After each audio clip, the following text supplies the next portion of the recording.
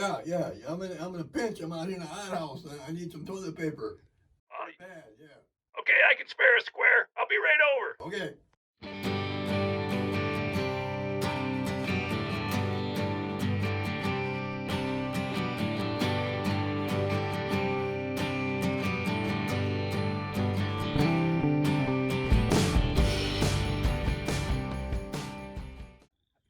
Hey, welcome back.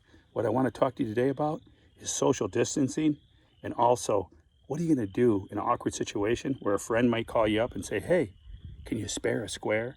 Do you got a roll I can borrow?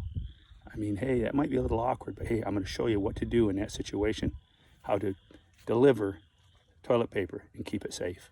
All right, special delivery, social distancing. I hope I don't offend you, right? I gotta sterilize that thing. I think it's all right. I think it's fine.